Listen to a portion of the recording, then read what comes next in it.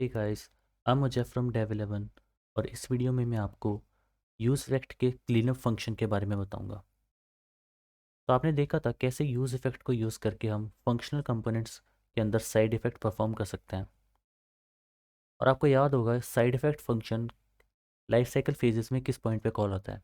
Just after mounting and updating phase में dependencies अगर change हुई हैं तो फंक्शन कॉल होगा। नो यूज़ इफेक्ट में क्लीनअप फंक्शन भी होता है एंड उसके यूज़ केसेस और हाउ टू यूज़ देखने के लिए लेट्स सी एन एग्जांपल। तो आप देख सकते हैं यहाँ पे एक ऐप कंपोनेंट है जिसके अंदर एक स्टेट है शो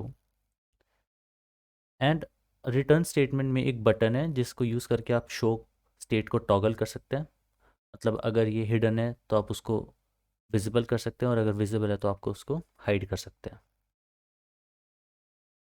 एंड अगर शो ट्रू है तो we show a component which is named incrementing counter. Incrementing counter क्या है? तो इसके अंदर एक स्टेट है, ये एक फंक्शन कंपोनेंट जिसके अंदर एक स्टेट है count and we display count and what we want to do here is every 5 second हमें काउंट को अपडेट करना है using something like set interval, right? तो how do we do it? Well, use effect को कहाँ लिखना होता है? यूज इफेक्ट के आई मीन साइड इफेक्ट्स को कहाँ लिखते हैं? यूज इफेक्ट के अंदर, right? So let's write use effect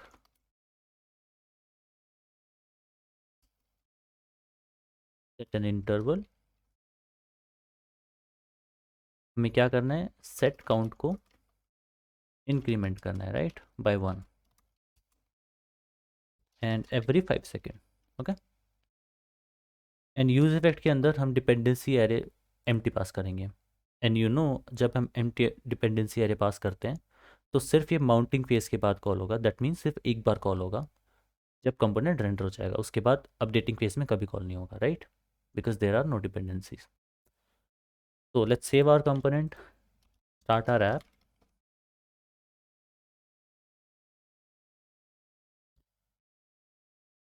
and now you see the button show counter.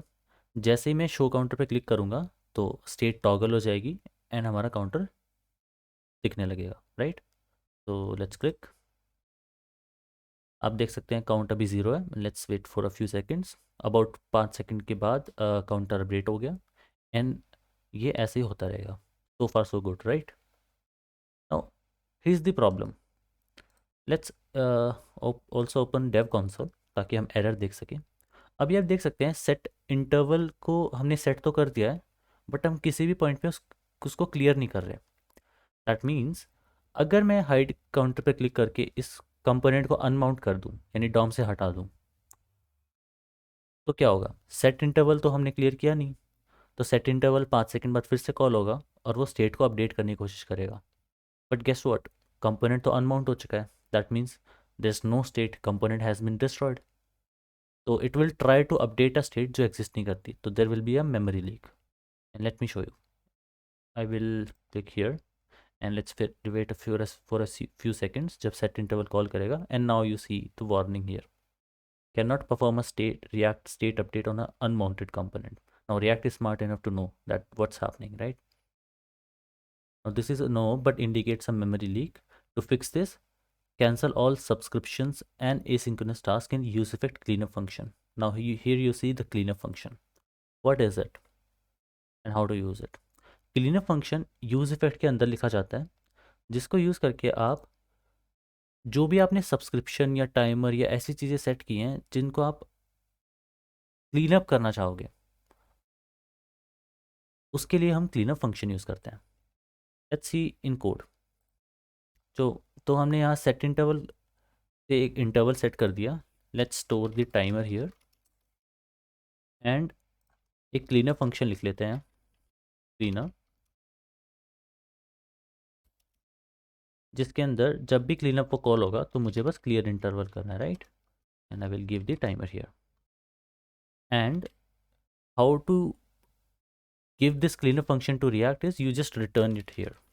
तो यूज इफेक्ट के अंदर जो फंक्शन लिखा होता है वो फंक्शन जो फंक्शन रिटर्न करेगा वो क्लीनअप फंक्शन होता है। एंड जनरली इसको शॉर्ट फॉर्म में लिखने के लिए यहीं इनलाइन में लिख दिया जाता है as a anonymous function, right? This is the cleanup function. If I save it here, and just to show you in code, let's refresh. मैंने काउंटर सेट कर दिया, सेट इंटरवल सेट हुआ, it will update it here, and now if I hide the counter, actually interval भी clear हो चुका है. And just to show you, actually let's console log it here. Okay, clearing interval, and let's say setting interval. Okay, I save it, check it again. So you see we set the interval, we'll update the counter, and if I click here, you see हमने interval clear कर दिया. I can do it as many times as I want now. Setting clear. Every time the components mounts and unmounts, we will clear the interval. Now ये cleanup function actually कब call हुआ, उसके लिए diagram से समझते हैं. Cleanup function दो जगह कॉल होता है, जस्ट बिफोर अनमाउंटिंग. तो let's see, cleanup is called just before unmounting, and there's one more place. तो अनमाउंटिंग के लिए तो आपने अभी अभी देखा कि जैसे ही कंपोनेंट अनमाउंट हुआ उससे पहले क्लीनअप फंक्शन कॉल हुआ, then function component actually unmount हुआ, right. There is one more place. जैसे dependencies, you remember updating phase में जब डिपेंडेंसी चेंज होती हैं तो यूज इफेक्ट दोबारा से कॉल होता है, राइट, एंड फंक्शन कॉल होगा. बट अगर आपने क्लीनअप फंक्शन दे रखा है यूज इफेक्ट के अंदर, तो पहले क्लीनअप फंक्शन कॉल होगा, देन ये साइड इफेक्ट फंक्शन कॉल होगा. तो let's update it here, push it there, copy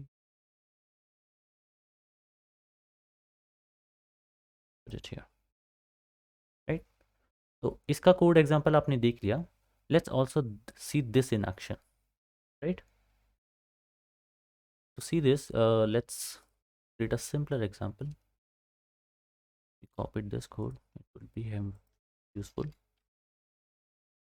तो हटा देते हैं. Let's create two counters. Okay, count 1, count 2, 2 1.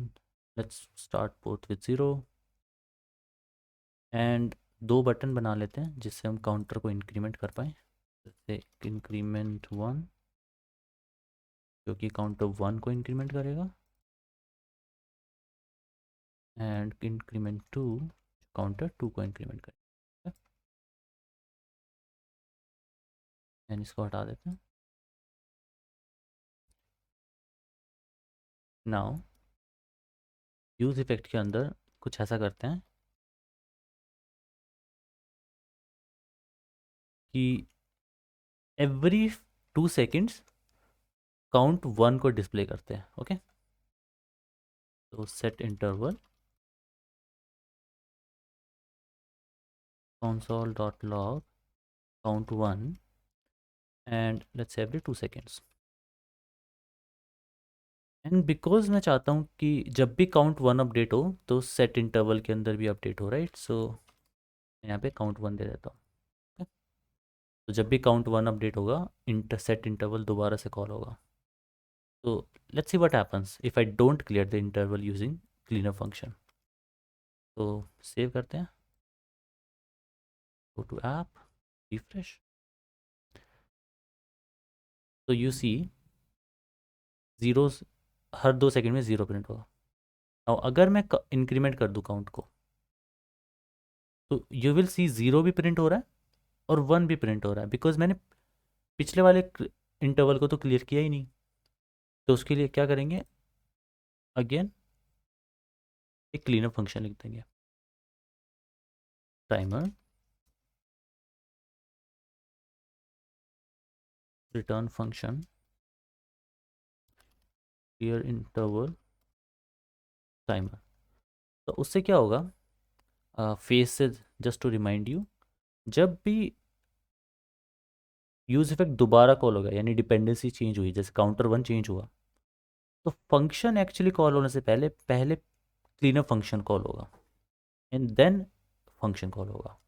What that means is कि अगर काउंट ज़ीरो था तो पहले टाइमर सेट हुआ, फंक्शन क्लीन अप रिटर्न करा दिया, बट कॉल नहीं हुआ ना। वो जब जैसे ही मैंने काउंटर को 1 किया यहाँ से, तो पहले क्लीन अप कॉल होगा जो कि पिछले वाले इंटरवल को क्लीन कर देगा, एंड देन ये वाला पार्ट एग्जीक्यूट होगा। And to really show you that this is how it works,